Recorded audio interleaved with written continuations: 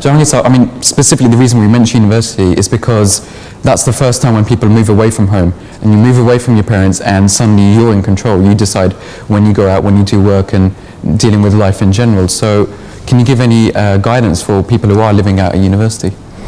Well, obviously, when suddenly you're the one who's in control, you might be tempted to like let things get like, as I was saying, like leave your room to get dirty for 5 weeks at a time. It could happen. But I think you have to, like, as I said, I really don't have much to say on that. You have to set yourself guidelines, and Islam helps you to set guidelines by giving you a day that is punctuated by certain things, which are prayers.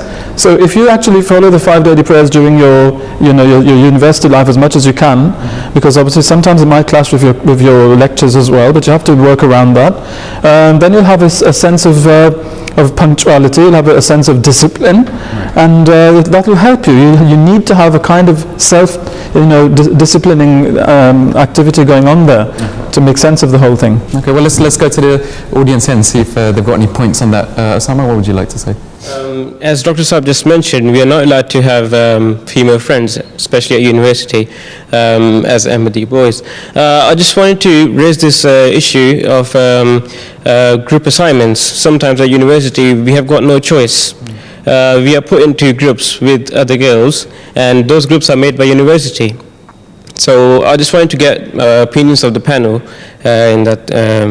When I say my answer to the question is that you should not be actively searching for friends of the opposite sex. I think this is such a there is something there is something wrong if that's the case.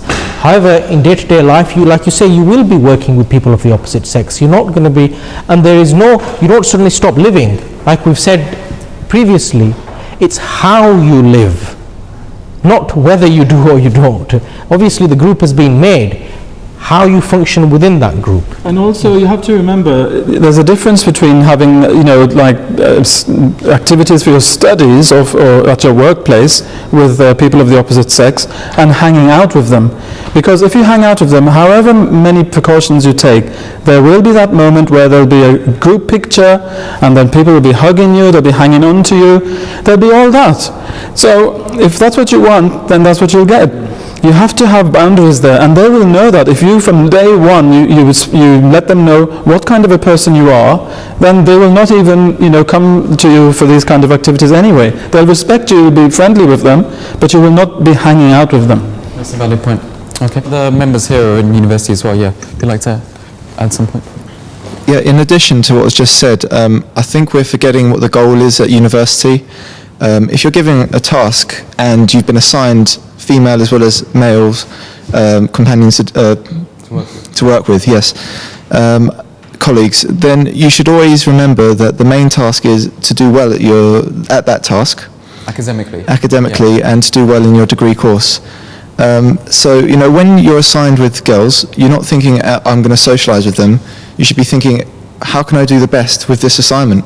How can I get the most out of this assignment? You shouldn't be thinking about the extracurricular things afterwards. It's about the goal. So with all of these different things that are around us at university, you should always remember what the goal is, to do well and do your best.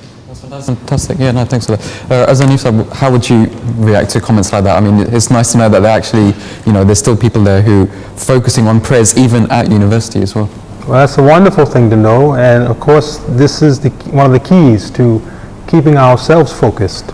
This is why Allah subhanahu wa ta'ala has taught us in Islam a unique system of prayer to remember Him through the course of a natural day. Otherwise, if you're a Christian, you're going on Sundays, and the rest of those 6 days, oh my God, you can forget God and commit all sins. Sundays, oh Father, I've done this and I'm forgiven, and that's enough. But it doesn't regulate your life. Same in other faiths. So we have this style, but I think in addition to that, the 5 principles mentioned by the Prophet Messiah should be kept in mind by all young men, and that is to control your senses. This is the whole issue. Control the sight. So this is the problem for a man. He is to lower his gaze as far as possible, even if he's in a good intention to only do it for studies. The fact is, if you don't control your eyes, control your ears, watch your hands, watch what you're doing and mixing in the company and listening to the stories all around you. Oh, you know that girl in our group? She's so beautiful. She's this. She likes you. You know, you'll fall prey to that in a moment of weakness, and it's only the one moment of weakness that leads to the next phase of the game. And so this is where, you know, even with good intentions and a focused mind, we have to stick to our Islamic principles to have a layer of security around us to avoid that. And it's on us, it's not on them. Yeah. Key is, we don't see women as the daughters of Eve who are the satanic temptations in our life. Satan's in our blood, as the Prophet taught us. We must control our own Satans and not look at them, and then we'll be better off in terms of a lifestyle. Okay, Jahangir Sahib, just moving to you. I mean, the member of the audience there mentioned specifically about Salat. We had one email in from Khadim was at university, and he was asking that within university you have very busy schedule, so is it actually possible to combine your prayers? You can, but they shouldn't make that into a habit. I think everyone can, you know, it can't be happening on every single day either. It's for the person to try and do that. And I'd like to add something onto what Aziz Sahib said here. The spiritual exercises, I fully agree with that, are something which will help a person to control his urges as well, especially boys. If somebody finds that they really can't control their urges and they really want to do something and they feel they're going to do something really bad, then fasting is also prescribed by the Holy Prophet Muhammad ﷺ. And so go for spiritual exercises, increase them, and ask for Allah's help. And He always helps, He does. If you're sincere, then He'll help. Okay. Dr. Sahib, sometimes when you've sort of understood that you're not going to go out and you're going to stick to these rules, how can you actually tell your friends at university that this is who I am and this is what I stick to? Because some people are, you know, feel maybe a bit shy saying that. I think it's very easy to tell your friends your whole demeanor and your whole outlook, because as an upright citizen, as a good moral citizen, as a good Ahmadi Muslim, you are the most exciting person around in that environment, and it's not a difficulty for you how you need to tell people. It's how people are going to stop you from talking, because there's so much for you to say and there's so much for them to learn about you. It's a never-ending Pandora's box. You're a Mercedes-Benz that everybody want to look at. So I don't feel it's an issue of, what shall I say, it's an issue of, I'm coming here to study, but yeah, I'm going to spend most of my time telling them that I'm an Ahmadi Muslim and what I do and how I live my life.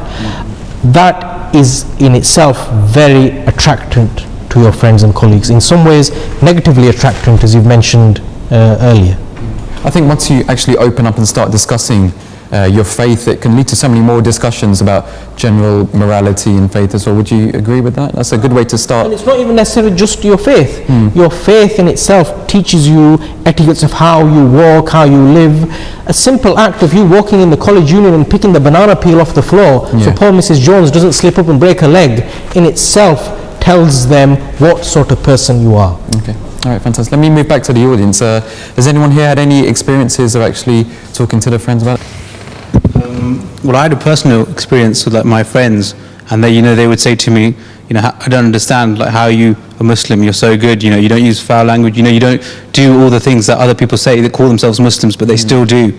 You know, you're so well behaved, you're dignified in the way you believe. And then through that, I was able to talk to them about Ahmadiyya.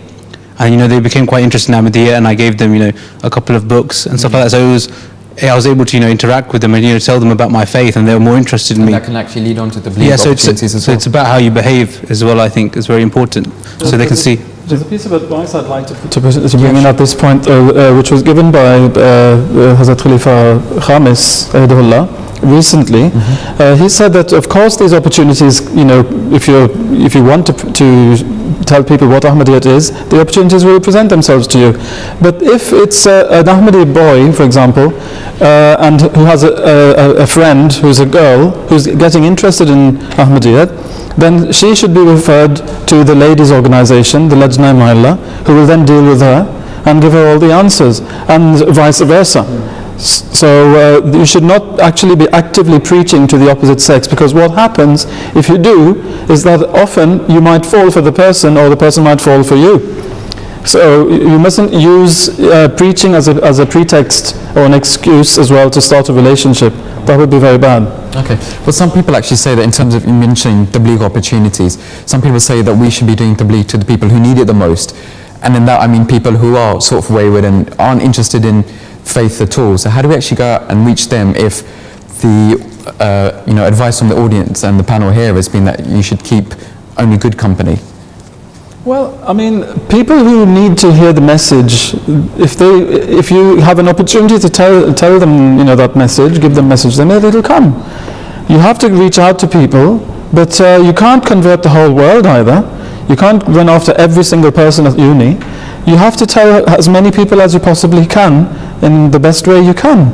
I mean, we can't limit it down to any number, and we can't increase it to infinity either. It'll just behave realistically. As they come along, you tell them, and that's it.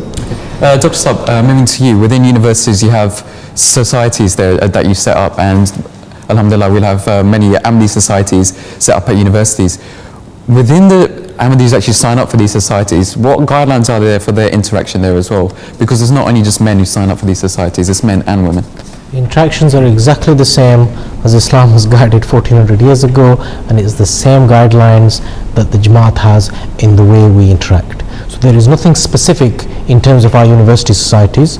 When there are our Lajna sisters and our Khudam, they will interact according to the bounds of decency and the rules and regulations that are set, whether it's within the community, whether it's at home or outside.